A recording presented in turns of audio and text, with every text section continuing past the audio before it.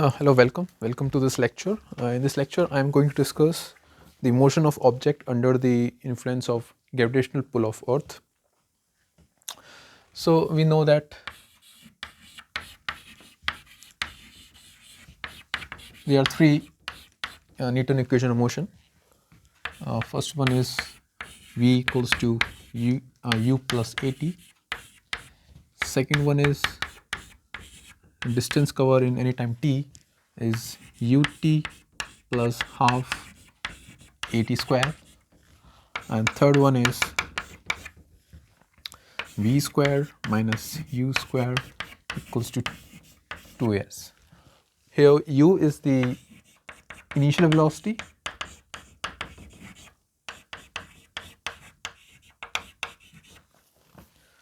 our speed, v equals to final,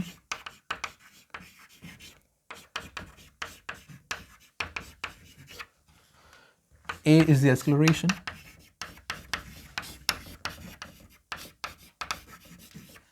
and s is the displacement or distance covered.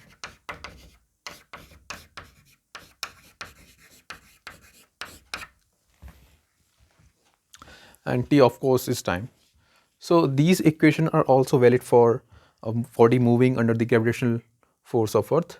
So the thing is, we have to just replace this acceleration a by g. So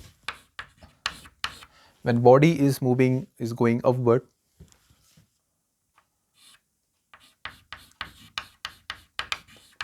moving in upward direction, in this case the acceleration is taken to be minus g, and in second case when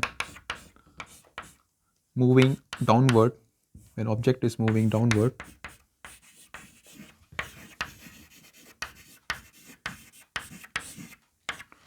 the g is taken to be positive. So our acceleration a is equals to plus g.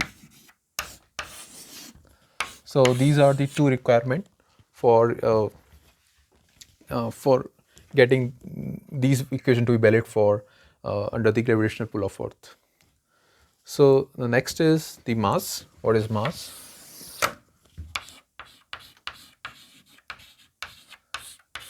So mass in physics is the measure of inertia in the body.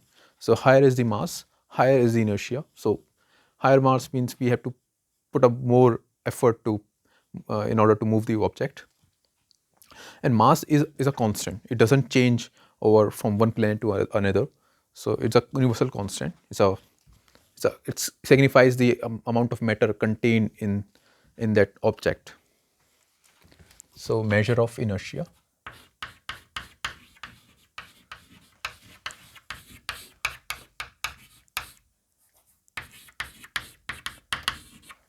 Now what is weight? So weight of an object is a force by which the Earth pulls towards its center. So it's a force. So the force is given by mass into acceleration, and the acceleration produced is acceleration due to gravity, which is g.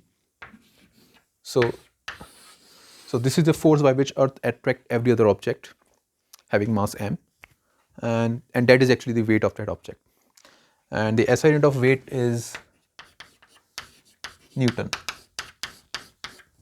and SI unit of mass,